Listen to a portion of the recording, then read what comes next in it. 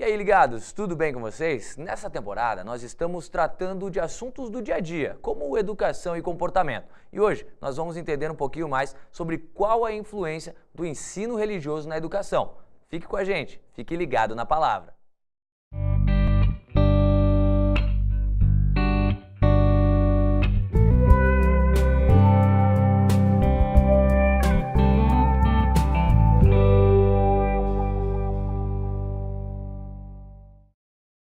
E para falar sobre esses assuntos, nós sempre trazemos profissionais e especialistas aqui nos nossos estúdios. E o convidado de hoje é o Marcos Meyer, que é psicólogo, educador, tem livros publicados e também é palestrante. Tudo bem, Marcos?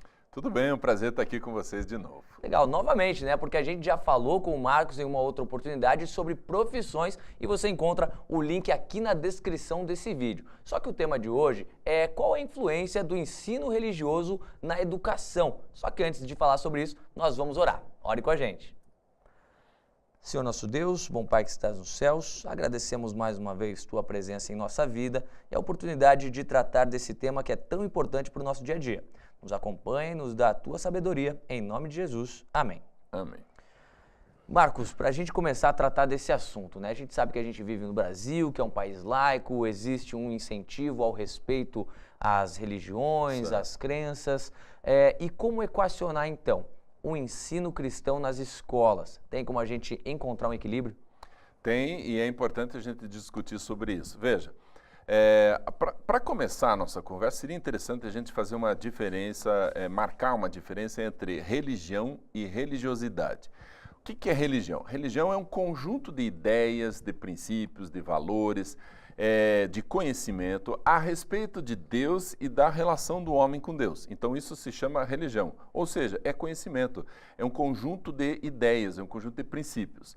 Agora, como que eu vivo a minha religião se chama religiosidade. Aí então eu oro, eu vou para o culto, eu faço bem para as pessoas. Então tudo isso que eu faço em relação à religião que eu sigo se chama religiosidade.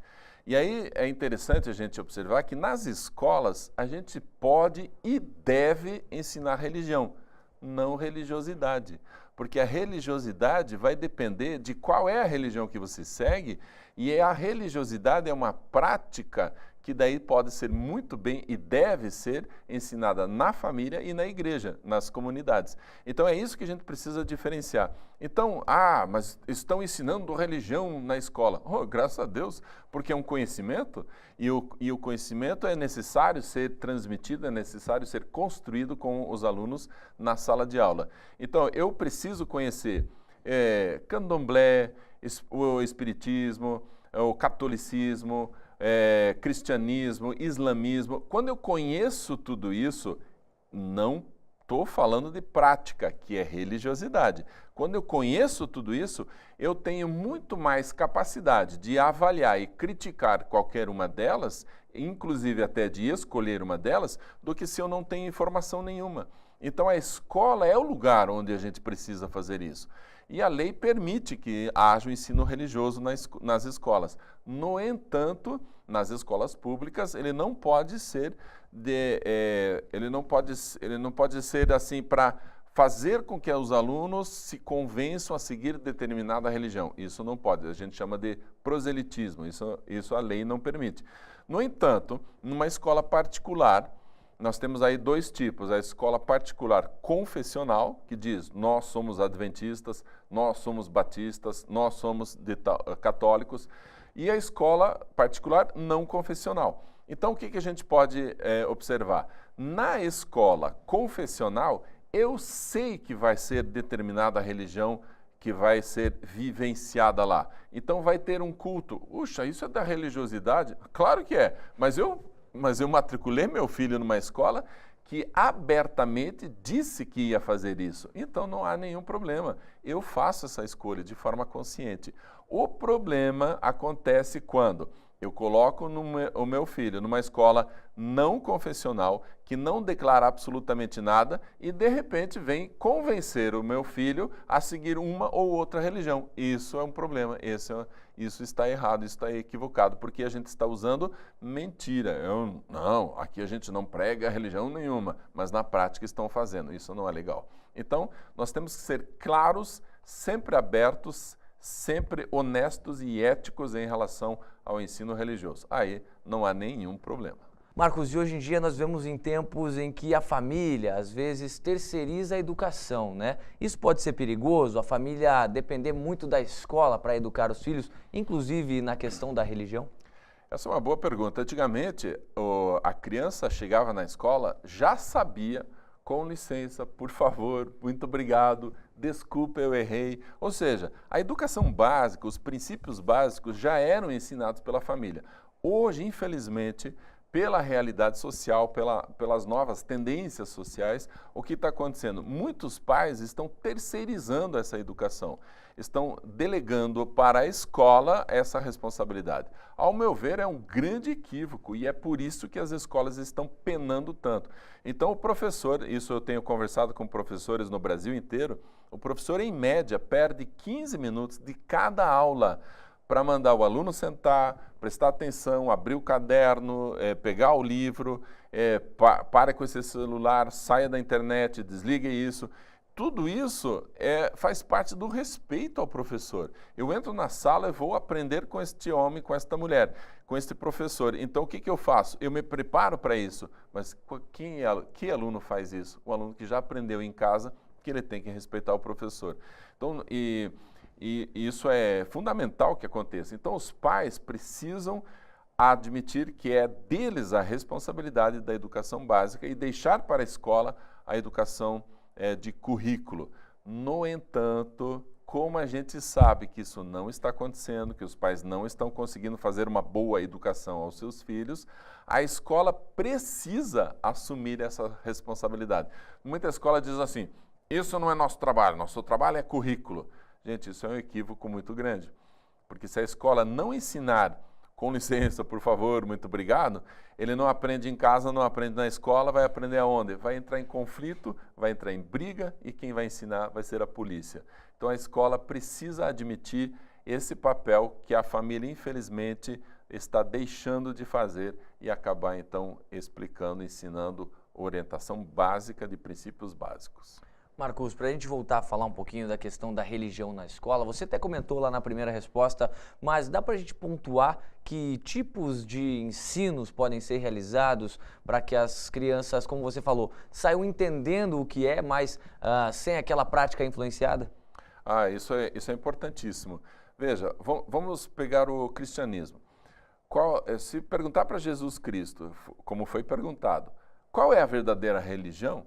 A resposta dele foi fantástica. Ele falou assim, a verdadeira religião é ajudar os órfãos e as viúvas. Ponto. Ele não falou nada mais do que isso. E a gente precisa agora entender essa resposta dentro daquele contexto. Qual que era o contexto? A mulher não trabalhava e não podia trabalhar. Tendo marido, ela não podia ter outras funções. Ela ficava em casa, esse era o trabalho dela. Ela não tinha outra função. Se o marido morresse, ela ia morrer de fome. Ela precisava contar com a ajuda de outras pessoas para ter subsistência, para ter alimentos. E os filhos também iam penar, também iam morrer de fome. Como não existia nenhum sistema, não existia aposentadoria, pensão, não existia previdência social, não existia nada disso, a viúva e os órfãos ficariam totalmente desamparados se o marido, se o pai morresse. Então, Jesus, observando isso, observando que essa realidade social é complicada e é injusta com a mulher e com as crianças, ele fala, ajudem as mulheres e as crianças. Então, trazendo isso para hoje, fazendo uma atualização, como seria isso hoje?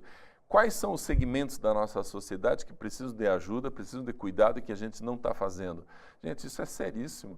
Se a escola, por exemplo, não está educando direito às crianças e as crianças estão indo para o tráfico, para o crime, nós precisamos fazer alguma coisa. Então, igreja de verdade, religião de verdade é aquela que tem ação, aquela que se mexe, que faz alguma coisa, aquela que só só prega, entre aspas, isso não é só, né, mas já é bastante, aquela que só prega, ela não está cumprindo o trabalho dela que Jesus falou. A verdadeira religião é: faça uma ação social que faça diferença na sociedade onde você vive.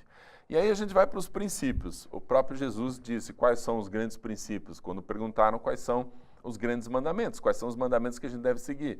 Ele diz: ame ao próximo como a ti mesmo, ame o seu inimigo, e não julgueis. Pensa só nisso, amar e não julgar. Se as igrejas seguissem esses dois princípios, a vida em comunhão seria diferente. Então, por exemplo, em várias igrejas, não estou dizendo das adventistas ou das presbiterianas ou das católicas, eu estou dizendo igreja em geral, é muito comum uma mulher divorciada com os filhos irem para a igreja, participarem dos seus momentos coletivos e não ser convidada para almoçar na casa de ninguém, as crianças não vão dormir na casa de ninguém, ela é simplesmente isolada, porque, meu Deus, ela é uma divorciada. O olhar é muito mais de julgamento do que de amor. Então a gente precisa abrir os nossos olhos para resgatar a verdadeira religião, que é o amar, não julgar e fazer diferença na sociedade. Quando a gente estiver preocupado de verdade com isso, nossa igreja vai fazer diferença onde ela estiver. Os nossos membros vão fazer diferença onde quer que estejam. E aí nós vamos ter, por exemplo, um professor cristão. Ele não precisa nem falar, ele não precisa nem pregar. A hora que ele for extremamente justo com seus alunos, ele ama seus alunos, ele os trata com carinho, com respeito, ajuda, incentiva, é feliz. O aluno vê na cara: esse professor é diferente. Ô professor, por que você é assim diferente dos outros? Eu sou cristão. Quer saber o segredo? E aí ele fala, mas porque foi perguntado. Então é muito diferente do professor que tenta evangelizar um aluno, mas tem uma postura arrogante, prepotente, injusto com os alunos, tira a nota só para ferrar. Então esse tipo de postura não condiz com a realidade dos princípios que ele deveria estar seguindo. Esse é a grande chave para a evangelização.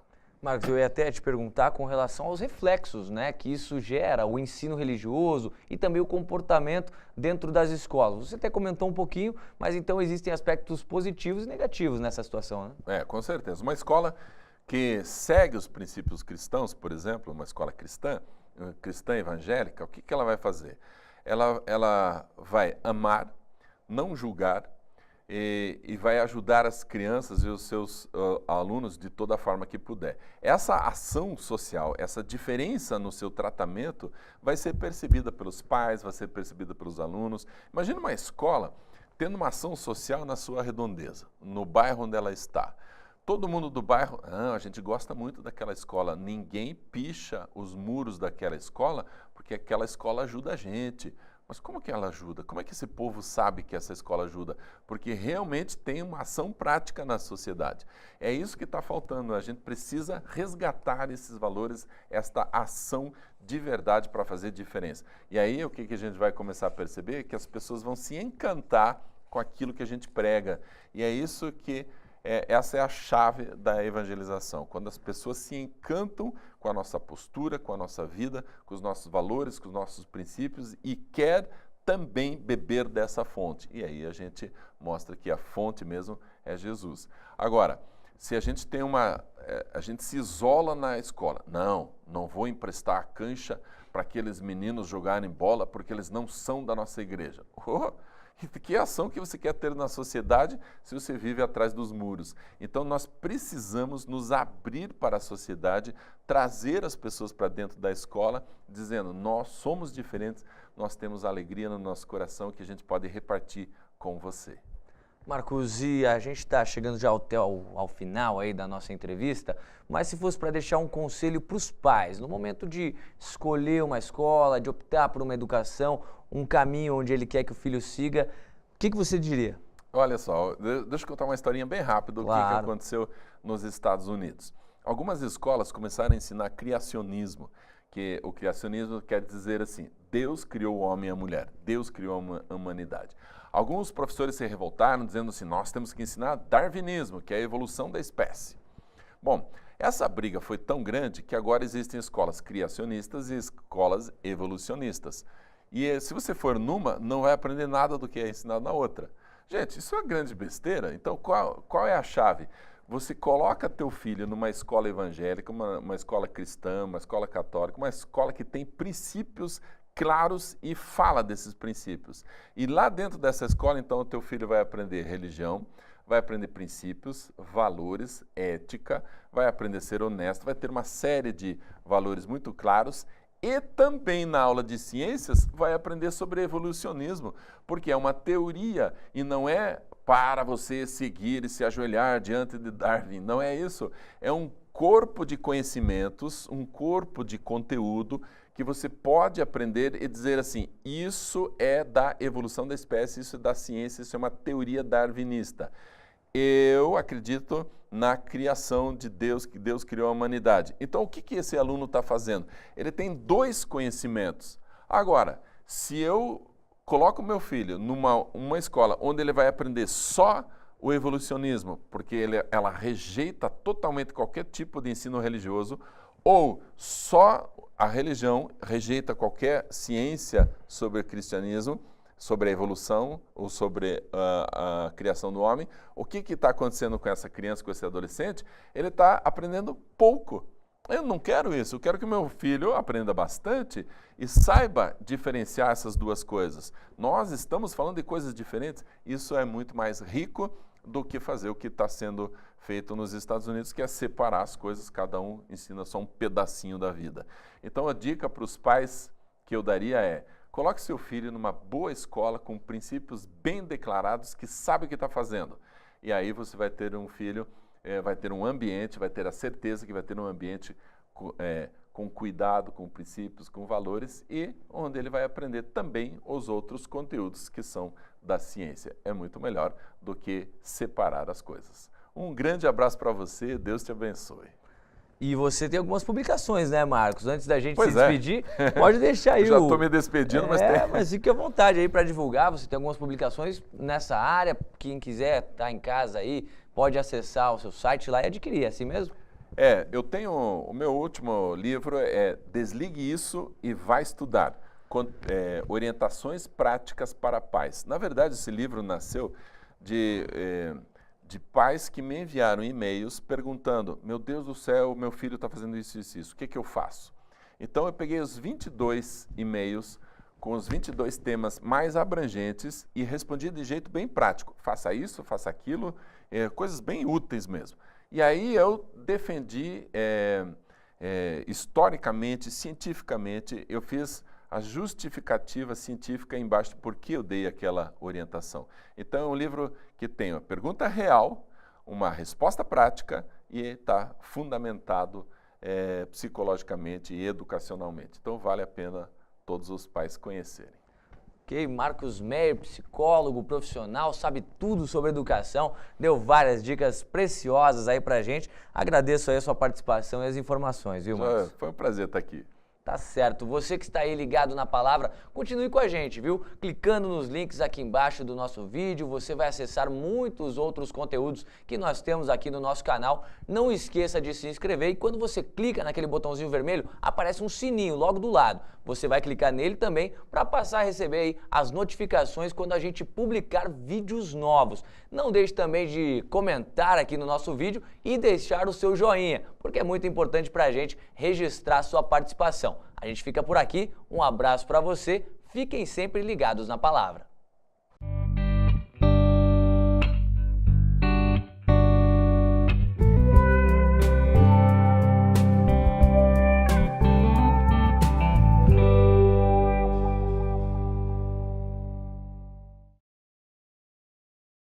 O título do programa de hoje é Face a Face, o perigo do Face. Em relação à exposição da criança, os pais precisam ser alertados. A orientação do uso saudável, seguro e responsável e ético das tecnologias.